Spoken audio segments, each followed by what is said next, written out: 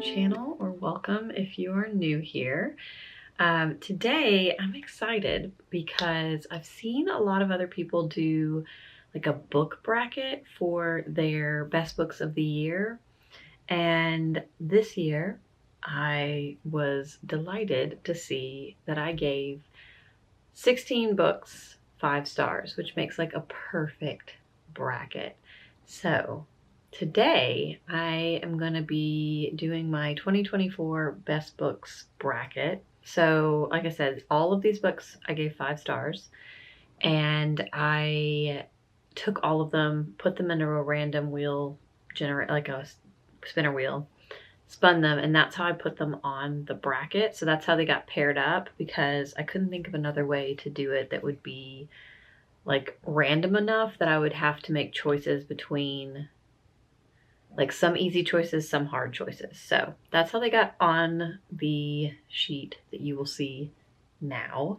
I have my computer right in front of me, right below the camera. So if I'm looking down, it's because I'm looking at the spreadsheet, or at the picture that you're seeing over here. So let's jump right into it. The first 2 books in the bracket are The Land of Milk and Honey by C. Pam Zhang and Can't Spell Treason Without T by Rebecca Thorne. The Land of Milk and Honey by C. Pam Zhang is a weird book. So it's like climate fiction, dystopian a little bit, and it deals with the haves and the have-nots essentially. So it kind of addresses what might the rich do if suddenly we were in like a apocalyptic situation where food and is really scarce and the climate is not amenable to growing things. And this woman who is like a chef, she's kind of down on her luck. Her I think if I remember correctly, her mom is sick or has passed away. I'm not 100% sure. She is living estranged from her mother because she can't get back into the United States. And so she takes this job with this kind of mysterious, it's like a mysterious job opportunity, and she gets flown to this mountaintop where she's living in this like utopian society with all of these rich people, and she's the chef, and there's like all these rules for her, and it's bizarre and grotesque at times, but really, really compelling. I read this in like 2 sittings on my Kindle. It was one of the books I read on the plane when I was traveling and loved it. The Can't Spell Treason Without T is a cozy fantasy. One of our main characters is a royal guard, and she is really good at it, but something happens at the beginning of the book and she finds that she's just like not valued, and she's put her entire life into this, but like her life is disposable. And she has this partner that's like her secret partner, who is the most powerful mage in like this world. And so she ends up making the choice to run away with her to some remote town, and they build a tea shop bookstore situation, and shenanigans ensue, because obviously you can't run away from this like domineering queen as her royal guard without there being consequences. So it was a fun, cozy book, but ultimately The Land of Milk and Honey wins this one because it was just such an interesting book. The next 2 is another easy choice. Inkblood Sister Scribe and Caste. Inkblood Sister Scribe is about these 2 sisters. There's like this world where books have magical powers, but only certain people can write the books, and they write them with their blood. And it's kind of about like the sisters and their connection to this world. And one of the sisters can experience like magic has an effect on her, and the other it doesn't.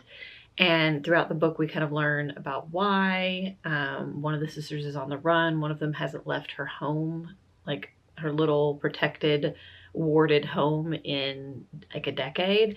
So it's an interesting book about sisterhood and about magic. Yeah, it was good, but Caste is a nonfiction book about how race, particularly in America, is a caste system. And it was very informative, makes so many light bulbs go off in your head, and I feel like it's like a must read for a lot of people. So definitely Caste beats out Ink Blood Sister Scribe. And I'm going to flip over to the other side of the top and Black Butterflies. So this is a book, it's about a woman who is an artist living in Sarajevo, and her mother is getting progressively sicker, and so her husband takes her mother to their daughter's house in England like a couple of weeks before they were set to leave to go anyways, and she stays to kind of finish up what she's doing in terms of her job and everything.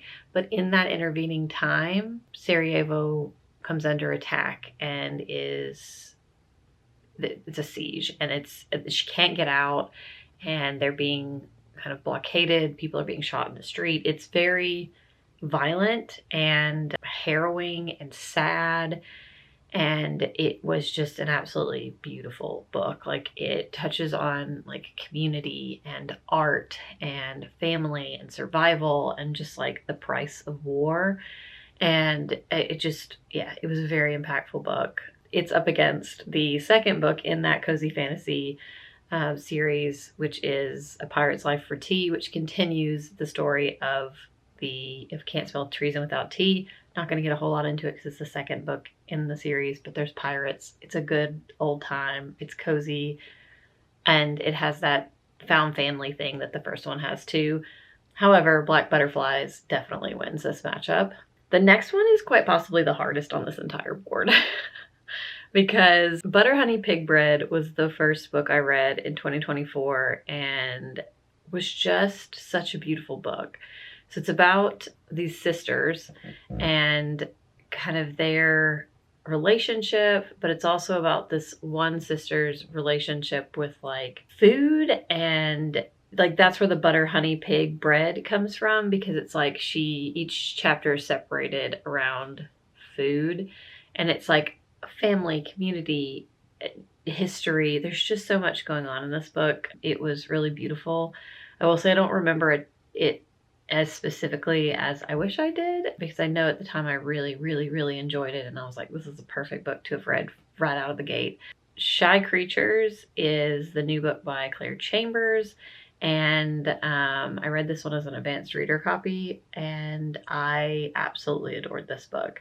So this book is about a woman who she's in like an extramarital affair, and like that is weighing on her conscience. And she also works as a art teacher at a mental health facility, and the man that she is in an extramarital affair with is also working at that facility. He's a doctor there. And then this man is discovered living in this like crumbling mansion when his aunt dies, and no one even knew he was there. Nobody's seen him in over a decade, 2 decades maybe.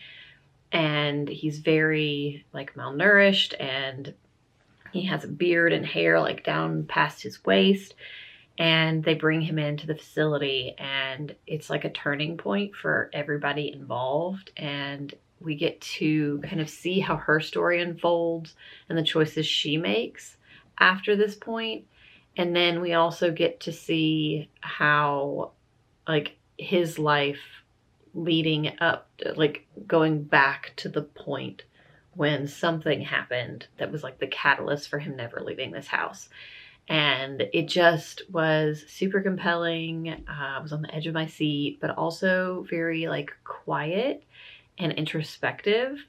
And I really liked all of the characters. So I think between the two, Shy Creatures definitely edges out Butter Honey Pig Bread. So now let's go to the bottom half and see what we've got. So we have Lightfell, which is a graphic novel, up against The Best of All Possible Worlds by Karen Lord.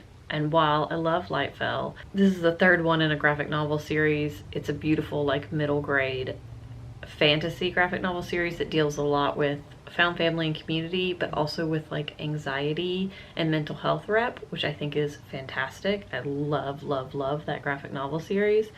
The Best of All Possible Worlds is a book that I have been meaning to read for years. Finally read it this year. It's sci-fi and it's about a woman, and she's like brought along on these sort of like anthropological research mission where they're going to all these different communities and like trying to discern like how the communities work, and they're looking for something in particular, but I don't want to spoil that. This is a book that is a little denser and slower paced than, say, a Becky Chambers Wayfarer's book, but it has that same sense in that like you're learning about all these like science, these cultures on this other planet, and that's one of my favorite things about the Wayfarer series is that like dive into these beautiful cultures that Becky Chambers created. I think Karen Lord does just an incredible job building these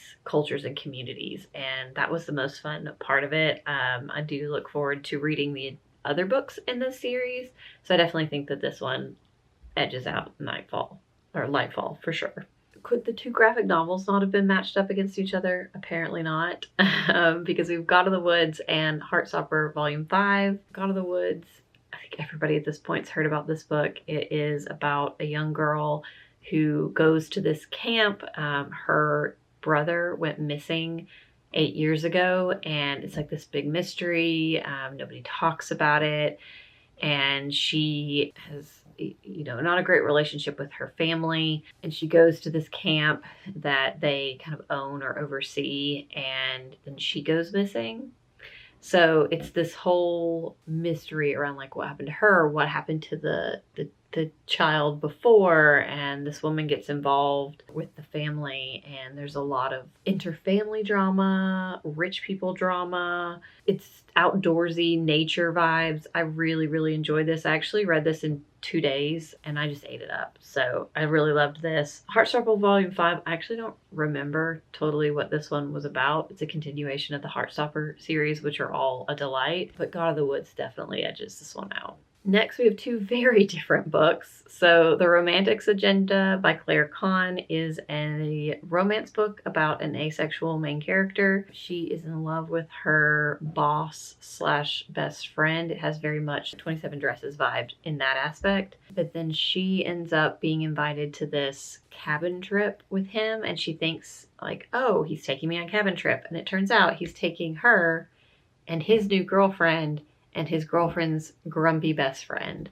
So there's like grumpy sunshine in here, and I just thought it was lovely because it's like, I just feel like we don't have that many ace or asexual main characters in romance books, and I thought this was a delight and just super refreshing. Clear by Karis Davies is just like a really quiet, beautiful novel about this isolated island. This man is sent there to evict the man who's been living there his whole life for generations. His family has lived there and worked the land, and it's like in a remote Irish island that like is completely untouched by civilization. He doesn't speak a modern language, and it's just about how the relationship that builds because of an incident that happens, and it's just really quiet and beautiful, and I loved this. I think this is really hard because they're so different. I think I would actually, to be honest, reread either of these, but I think I'm gonna give it to The Romantics Agenda because it was just like a purely good time. Like I had so much fun with it. And then the last two matchups here are The Vanishing Half of Esme Lennox by Maggie O'Farrell and A Fellowship of Bakers and Magic by Jay Penner. So the Maggie O'Farrell book, I couldn't put this down, and when we got to the end, I was like, what the heck just happened? It was so fascinating and like page turning, edge of your seat. We're following a woman who finds out that she has an aunt she never knew about. Like she was told that her mother was an only child, but she finds out she has this aunt who's been locked up in a mental facility for her entire life. And they're closing the mental facility and they need somebody to like come be responsible for her. And so she takes this woman in, see if maybe she could live with her. She doesn't really understand why she was in a mental facility. And so we're kind of in the same way as Shy Creatures, we're kind of like seeing what's happening current state, but we're also going back and we're finding out what led to her being put in this mental facility in the first place. And I really genuinely could not put this book down. It was so, so, so good. Okay, so back up to the top. Between The Land of Milk and Honey and Caste, I think I would pick The Land of Milk and Honey purely because I could not put this book down. I was just like racing through it. The Land of Milk and Honey wins this one. Between Black Butterflies and Shy Creatures, both of these are phenomenal books. Absolutely phenomenal. I had a book hangover from both of them, but I would pick Shy Creatures from between the two of them. It was such a book that I will not soon forget. Back down to the bottom. So between The Best of All Possible Worlds and God of the Woods. So God of the Woods I read in 2 days. Absolutely flew through it. The Best of All Possible Worlds I read in... I might have also read that in 2 days because that was the book I read on my cabin retreat. They're just so different. I think I would give Best of All Possible Worlds just the slight edge out in this because it was just such a fascinating book, and the skill to build all of those different cultures. Yeah, I think I'm gonna go with that. And then between The Romantics Agenda and The Vanishing Half of Esme Lennox, Vanishing Half of Esme Lennox wins on this one. It was just a I think I've said phenomenal like 10 times in this video, but like standout book for sure. And now it comes down to these four. So between Land of Milk and Honey and Shy Creatures definitely wins out. It's a book that I have thought about multiple times since reading it. Between The Best of All Possible Worlds and The Vanishing Half of Esme Lennox, I have to give it to The Vanishing Half of Esme Lennox. It was just a mind-blowing book that I couldn't put down. So it's funny to me that the two books that I have left are both books that deal with a mental health facility. And like, they both have a similar feel in that you are presented with something and then we go back and we learn about the events that led up to that point, which is a trope I do really enjoy. So I'm not surprised, but I just think it's funny that the two books at the top of this bracket are both that type of book. They both have a similar feel. And that makes it super hard because when I think about it, I'm like, man, if you had asked me to tell you what book I thought would be at the top of this list, I would have said Shy Creatures, hands down, favorite book of the year. But then when you put it up against The Vanishing Half of Esme Lennox, I'm like, oh my gosh, but that book, like the whole time I was reading it, I was like freaking out about it. And I was just constantly telling my husband, like, this is so good. This is really hard because like I feel like they could tie, but ultimately I think I'm gonna give it to The Vanishing Half of Esme Lennox. I feel good about this. Either one of these honestly could have been at the top, which is a great way to be. I feel like both of these are books that I will recommend broadly and also talk about and potentially reread in years to come. So yes, there we have it. My best book of the year is The Vanishing Half of Esme Lennox by Maggie O'Farrell.